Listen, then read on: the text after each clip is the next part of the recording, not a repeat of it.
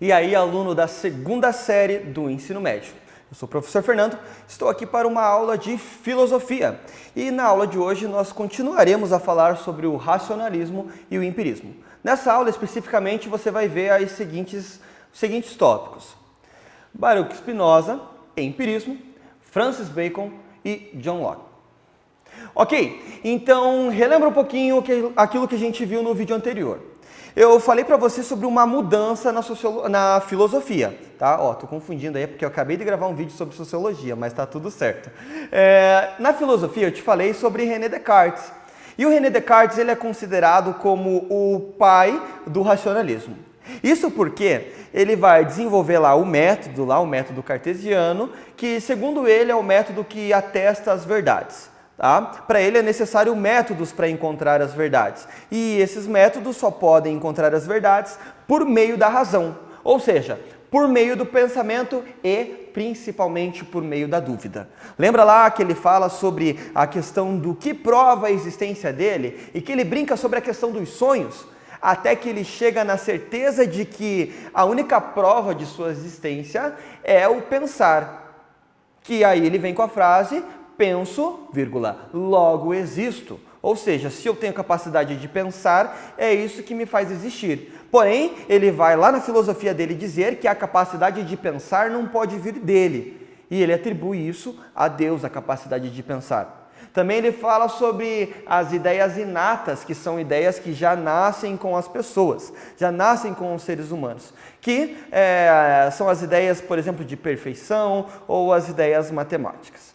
Na aula de hoje a gente vai falar sobre uma corrente filosófica que vai contra mais ou menos o que Descartes falou, ok? Essa corrente é o empirismo. Porém, antes de eu falar sobre ela, eu preciso falar sobre um outro filósofo bem importante, que é o Spinoza. Que o Spinoza ele vai contra um pouquinho aquilo que o Descartes falou. Para ele, Spinoza, não existe essa coisa de você buscar aquilo que os gregos tinham, por exemplo, que é encontrar a arqué da physis, ou seja, a essência do mundo físico. Para Spinoza, você tem que partir de um ponto fixo e de um ponto verdadeiro. Esse ponto fixo e verdadeiro, para Spinoza, é Deus. Tá bom? Mas antes de eu começar a falar mais sobre a filosofia dele, eu vou te passar um pouquinho sobre o histórico do Spinoza. Ok? Então acompanhe comigo aqui na tela. O Spinoza, ele nasceu em 1632 em Amsterdã.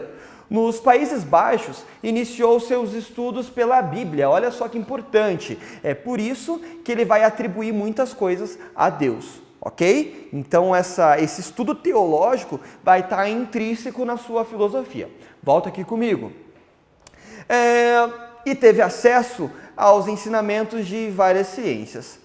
A filosofia racionalista de Spinoza possui influência não apenas da cultura judaica, mas também de seus estudos, envolvendo autores gregos, latinos, escolásticos e modernos. Então é nisso que a gente tem esse racionalismo dele, ok? Depois a gente fala sobre o empirismo, tá? Tranquilo, já te falei que para ele essa ideia de método do Descartes não é muito bacana não.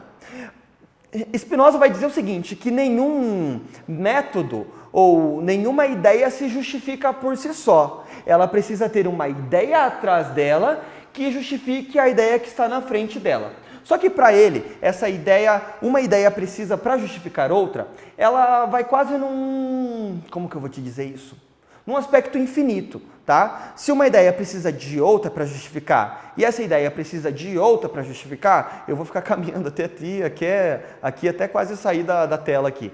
Mas é isso que ele está querendo dizer, que as ideias elas são infinitas. Porém, o seu ponto inicial de todo esse conhecimento, ele vai falar que é Deus. Só que a visão de Deus dele é diferente do que a igreja ensinava na época. Tá? A igreja ensinava na época que Deus é transcendente, ou seja, ele transcende o mundo físico em que nós vivemos. Para Spinoza, Deus ele não é transcendente, então anota aí, Deus é imanente, ou seja, ele está dentro desse próprio mundo físico. Segundo o Spinoza, quando você estuda a natureza, quando você se depara para a grandeza da natureza, você está se deparando para Deus. ok? Então, até por conta disso, isso rende uma perseguição a Spinoza na época. A igreja vai persegui-lo por conta de dizer que Deus não é transcendente e sim imanente. E a ideia de Deus dele é um pouco diferente. Por isso eu preciso te passar os conceitos, eu preciso então que você pegue aí o seu caderno que está com você nesse momento e anote aí, ok? Vem comigo aqui. Qual que é a ideia de Deus segundo Spinoza? Substância é aquilo que por si só, que não necessita de outro ser para existir. Olha só. Assim, apenas Deus é substância como causa, que origina os outros seres. Por isso, somente Deus é livre, porque possui a causa de si em si mesmo. Então, olha só que essa ideia aí de essência de causa. Para Spinoza, Deus é a causa primordial de todas as coisas. Então, tudo que você estuda, ela vai dar em Deus. Por isso que Deus é imanente e não transcendente. Ok? Tá. Atributos ou modos de substância. São os entes que, embora possuam essência própria, somente existem por participarem da única substância. Dessa forma, todo o universo, por ser obra de Deus, participa da substância, mas é um atributo divino. Ou seja, de novo eu repito a ideia de que Deus é imanente. Então, aquilo que a gente encontra aqui é obra do próprio Deus. Segundo, Spinoza.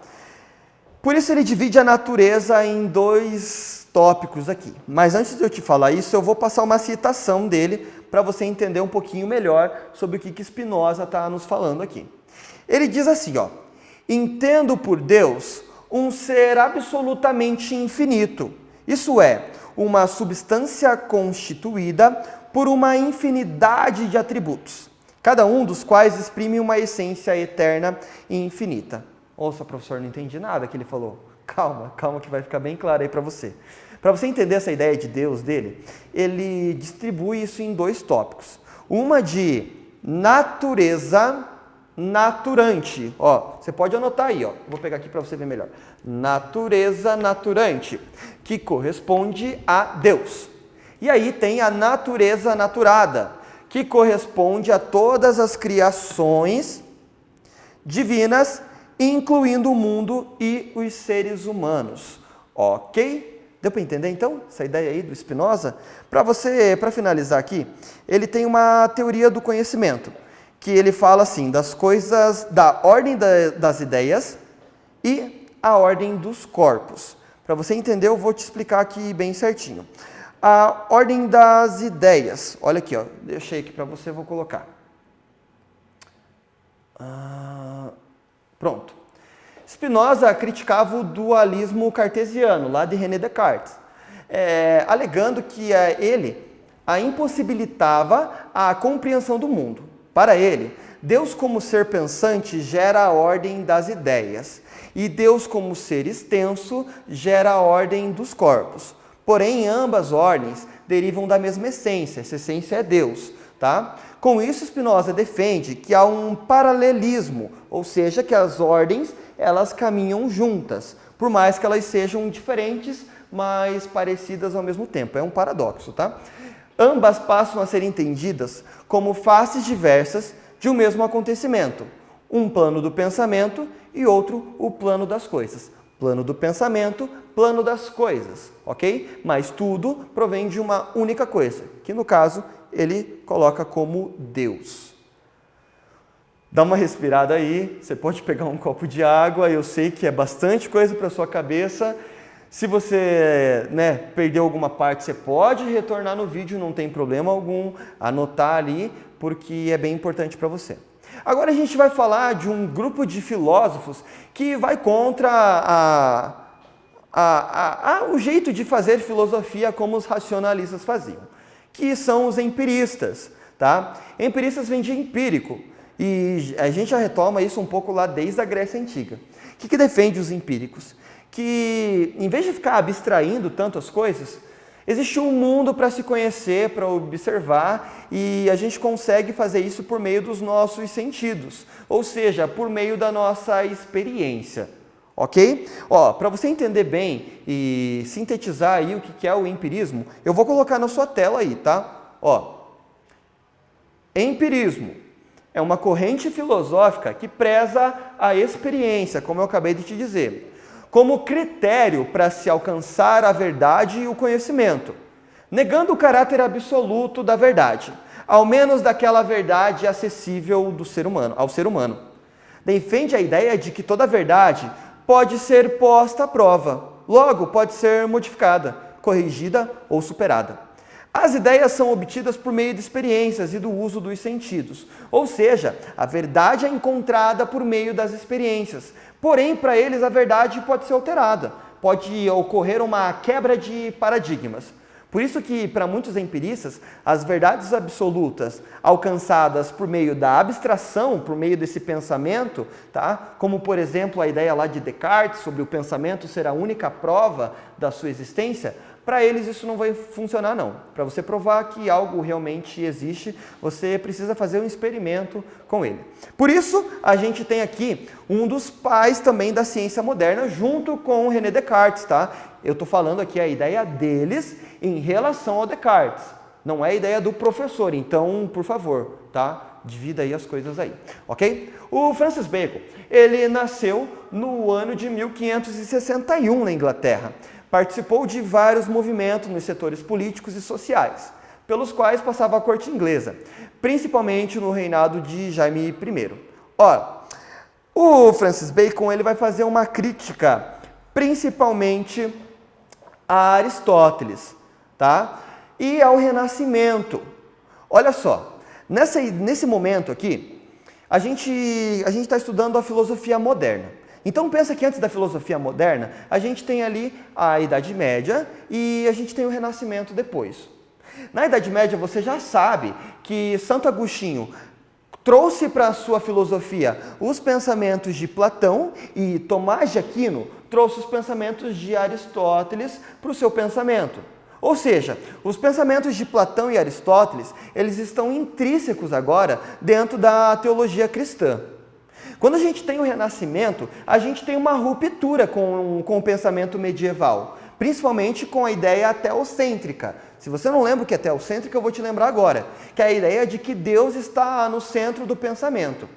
Lembra que lá no Renascimento, agora o pensamento ele é antropocêntrico, ou seja, antropo, vem de antro, homem, e cêntrico de centro. Ou seja, a humanidade agora está no centro do pensamento. Só que o Francis Bacon ele vai criticar? Que o Renascimento, ele nada mais, nada menos, está reproduzindo aquilo que foi dito lá na Antiguidade Clássica. E para ele, era necessário romper com isso. Porque em vez de ficar buscando qual que é a essência das coisas, para ele existem processos que a natureza passa, que os seres humanos vivem, que são possíveis de estudar. Só que para isso acontecer, né, essa crítica que ele faz à ideia de Aristóteles e principalmente à lógica de Aristóteles, porque até então todo o conhecimento científico é baseado quase em Aristóteles. A gente vai ter principalmente Galileu Galilei tentando provar o heliocentrismo e vai ter uma resistência enorme por parte da igreja, porque segundo o pensamento aristotélico, a Terra era o centro do universo, tá? O geocentrismo. Tá confundindo um pouco com geografia, né? Não tá, não. É porque a filosofia ela abrange todas essas áreas do conhecimento, ok? Então a gente já tem Galileu lá brigando com a igreja para publicar os seus livros e ao mesmo tempo a gente tem aqui, né, um pouquinho para frente aqui, o Francis Bacon criticando Aristóteles e principalmente a sua lógica. Professor, mas eu não lembro o que é a lógica aristotélica. Eu vou te lembrar aqui. A lógica aristotélica se baseia mais ou menos nesse seguinte modelo. Pensa assim, João calma. Homens são mortais, tá? João é um homem. Logo, João é um mortal. Ok? Vou te dar outro exemplo. Pássaros voam. Sei lá, pensa um pássaro aí. O gavião é um pássaro. Logo, gavião voa. Então, segundo Francis Bacon, esse método até que era legal, mas ele não possibilitava um aprofundamento maior sobre as coisas. Por isso era necessário realizar experimentos. Só que Francis Bacon não vai dizer apenas isso, tá? Ele vai criar um método. E esse método, eu vou colocar aqui para você como que desenrola esse método aqui, tá? Olha só. Segundo o método de Francis Bacon, você, para estudar algo, para conhecer algo, você precisa primeiro fazer uma acumulação dos fatos. Consiste em catalogar todas as observações retiradas da natureza, organizá-las e coletar grande número de acontecimentos. Classificação. Registra-se os dados obtidos na primeira etapa em tabelas, ok? E determinação da causa. Consiste em interpretar os resultados adquiridos até então e assim chegar às respostas pela verificação da semelhança das tábuas já produzidas. Ao passo disso, formar a experimentação novamente para a última verificação da sua veracidade. Apenas desse modo é que se chegará à verdade científica. Então, olha, é bem importante você anotar isso porque é muito conceitual. Você acumula os fatos, você classifica os fatos e determina a causa daqueles fatos lá. Tudo bem? Tranquilo?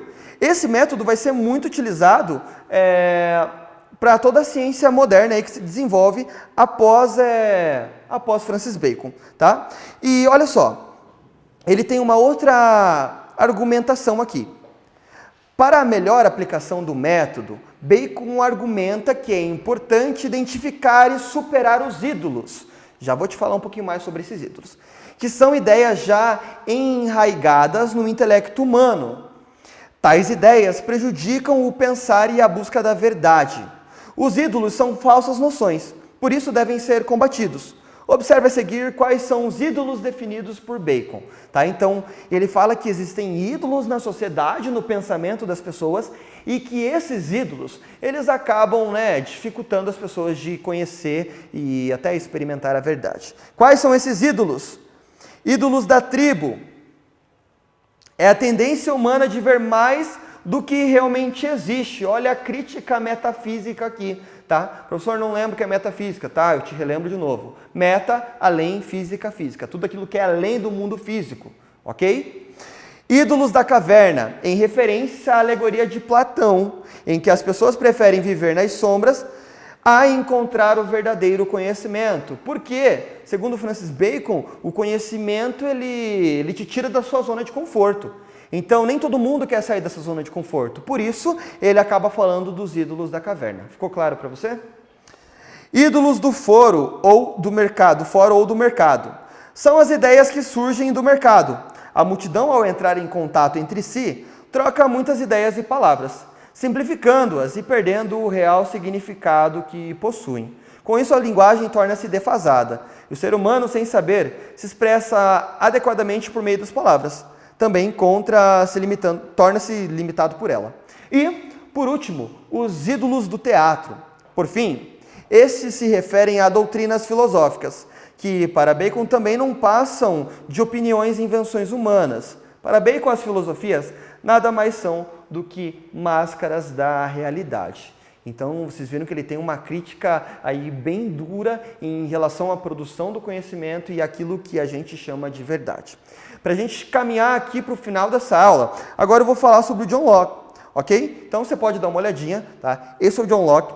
Ele vai ter uma influência muito grande lá na Revolução Inglesa, principalmente ali na instituição de um novo governo lá na Inglaterra, que vai ser a monarquia parlamentarista, tá? Que quando a gente tem ali a entrada do Guilherme de Orange na monarquia inglesa e o estabelecimento da monarquia parlamentarista, que define mais ou menos assim, que o rei reina, mas não governa. Segundo Locke, as pessoas possuem liberdade, deveriam ter a liberdade assegurada de protestar, de mostrar sua insatisfação com o governo, e ele faz uma defesa sobre a propriedade privada. Isso nos aspectos mais políticos, mas na questão das experiências, ele vai dizer o seguinte: para ele, essa questão do empirismo pode ser definida em 2 pontos: experiências relativas e objetos externos. Dão origem às ideias de sensações, como que se referem às cores, sons e sabores. Tá? Então, experiências relativas. Por que são relativas? Porque eu posso olhar para algo e, por exemplo, eu posso experimentar um suco de limão. Para mim pode não estar tão azedo, porque eu já estou acostumado, talvez, com a acidez. Porém, para outras pessoas, podem estar muito azedo. Por isso que ele fala dessa questão de tomar cuidado com a experiência como verdade absoluta. Experiências de operações internas do espírito baseiam-se em reflexões, sendo seus exemplos as ideias de vontade e percepção. Aí ele define aqui, na tabela, 1, 2, 3, 4 tipos de ideias. Eu vou parar aqui para você, você pode fazer um print da tela ou você pode acompanhar no seu livro aí, ok? Tem ideias simples, complexas, gerais e de relação, ok? Bom, você viu que o John Locke ele tem um cuidado em relação ao seu empirismo, porém, ele não deixa de atestar também essas verdades por meio da experiência. Eu espero que você tenha entendido até aqui, tá? E gostado dessa aula. Para você fixar esses conteúdos, eu vou passar umas atividades para você. Você pode realizar as atividades da página 24, a atividade número 4, 5, 6 e 7, ok? Eu espero muito que você tenha gostado dessa aula e se interessado mais por esses filósofos, você pode buscar mais a respeito deles. Bom, eu sou o professor Fernando Shows e agradeço e nos encontramos na próxima. Valeu!